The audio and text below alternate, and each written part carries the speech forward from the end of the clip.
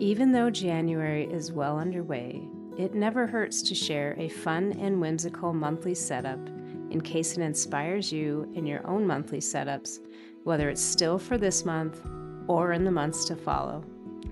Hi, it's Michelle. Welcome to My Sweet Frivolity, a channel where I share my creative pursuits through my love of stationery and journaling.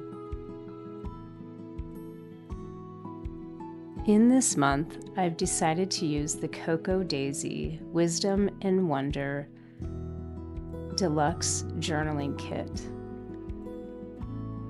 There are several elements to this kit that make any of your spreads look amazing. In particular, I like the cardstock that she uses in her kits. Here I start out, I'm just setting up my monthly calendar, which I usually do my monthly calendar with a 2-page spread.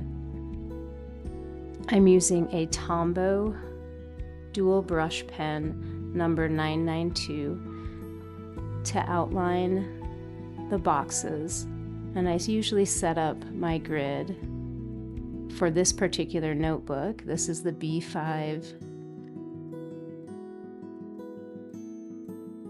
notebook from the winter launch with Archer and Olive, and my grid spacing is 6 boxes, 7 boxes across, and 6 boxes down.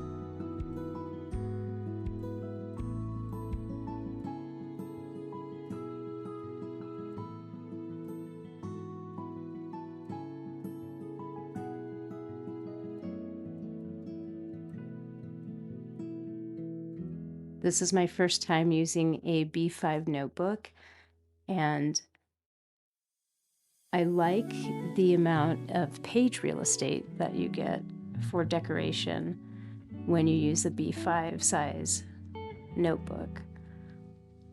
I did go ahead and pencil this calendar layout in ahead of time, and now I'm just tracing over those spacings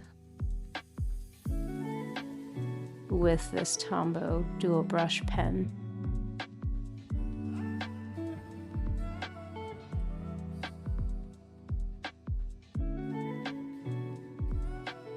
This cardstock, I love the contrast in the colors of this with the deep navy blue and all the neutral elements.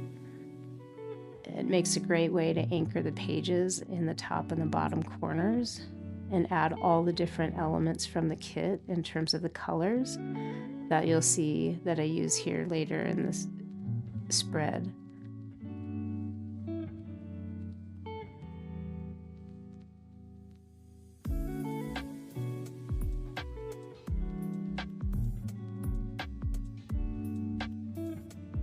She also includes alphabet stickers in her kit, and so I'm going through and just using the stickers to abbreviate the days of the month.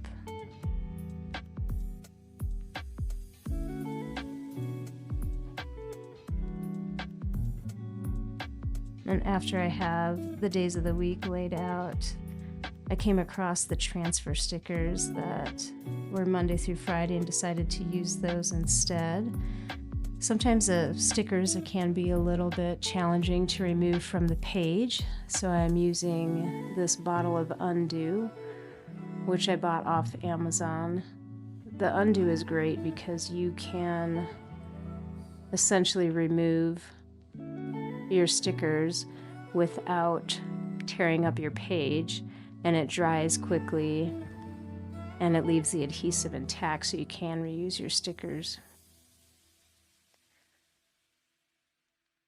Transfer stickers are a great way to add decoration or functionality to your spreads without adding bulk, as they lay generally flat, and when you rub your finger over it, you barely can feel, sometimes you can't feel at all, where the sticker actually starts and ends. You do need to be careful when you're using transfer stickers that you don't put weight on the other parts of the transfer sheet, so I do find it's best if you cut out all the individual stickers before applying pressure to lay the stickers down and peeling up the paper. Sometimes you can get lucky if there's a sticker towards the end of a sticker page with your transfer stickers, but sometimes it's easy to accidentally transfer an adjacent sticker onto your paper.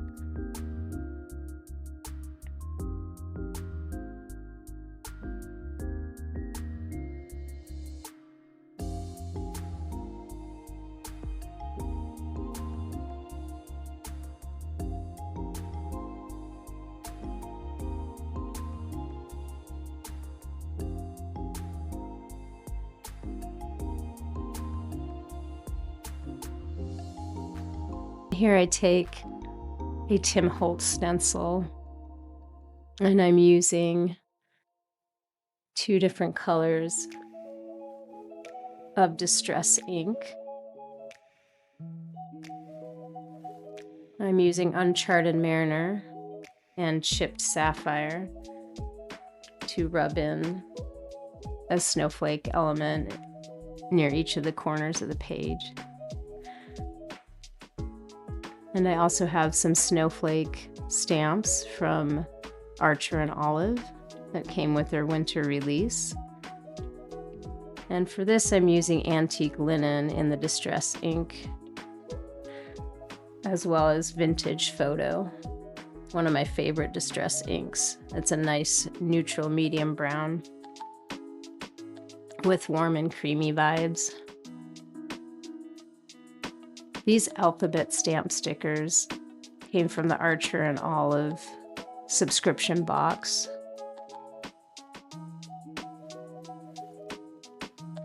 And I believe it was the June box in 2025. And here I'm just placing January in a vertical layout. And I'm using archival ink, also again a Tim Holtz color, and this is ground espresso.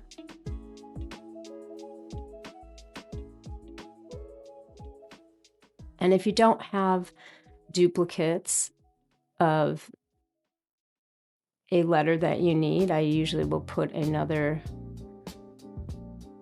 placeholder in just to leave space for it so I can go back in and stamp it later. These date dots are from Sterling Ink in one of their date packs that you can get on their website. And they add a nice, clean way to number your pages. If you're like me and don't have the best handwriting and tend to use stickers or stamps for your lettering and numbering, then those date dots were a great way to go. And here I'm just adding various decorative elements.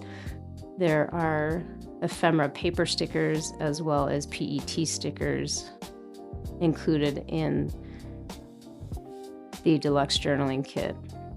She also includes a paper notepad, and here I'm just testing out a few different colors for some more detailed grid spacing and outlining. I'm using a Stettler fine liner here, and this is in the color Sand. And this is just outlining my tracking and habits for the month.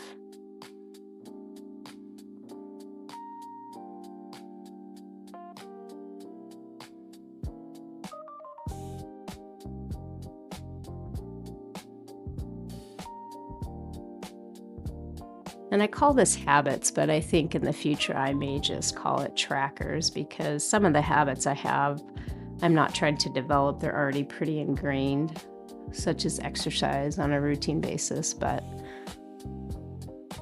I do want to track various details about my exercising.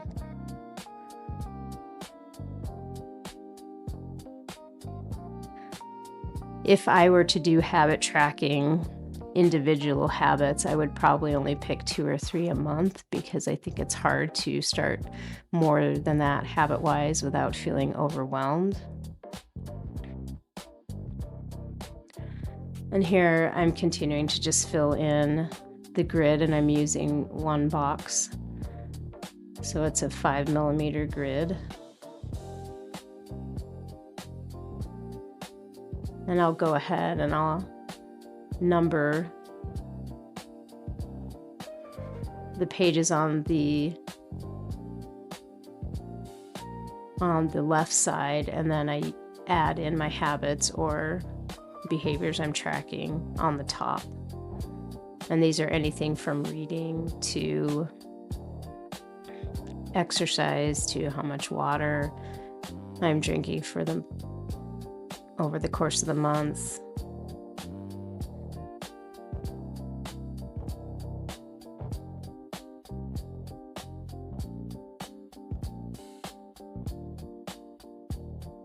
And here I'm just adding a key down the side so I can color in a little bit more detail. So if I read, am I reading for 30 minutes or less than 30 minutes or more than 30 minutes?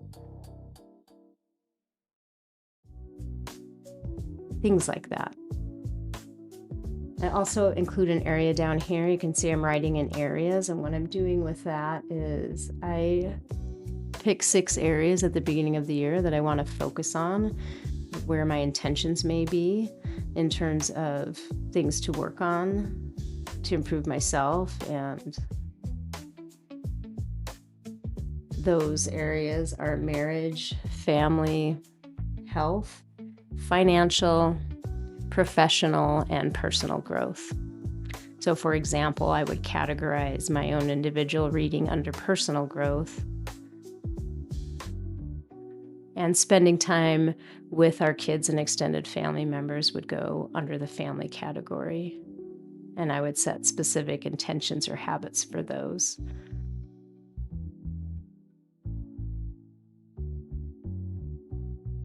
And here I'm just stamping out a few other categories, including content for content creation. These stamps are interlinking, which is nice because it makes it pretty easy to get a consistent line and spacing throughout. And if you don't have multiples, then you can put upside down and interlink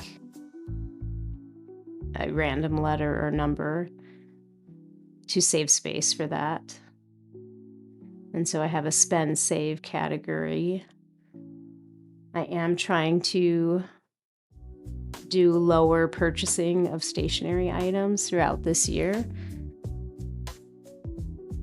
And so I do want to track that in more detail. And here's an intention section, and for each month I'll include an intention section in terms of those 6 areas. For more specific intentions, some people refer to this as goals, but I find that intentions has a little bit more friendly tone for my purposes in terms of my intentions are to do this for the month, and am I actually following up and doing those things. And here I just add in some more decorative elements with transfer stickers and the PET stickers and washi stickers that were included in the kit. And here's what it looks like at the end. I generally do just 2 or 3 page spreads at the most for the beginning of the monthly setup, and then I'll add in more as I go. So thanks for joining me today, and we will see you next time.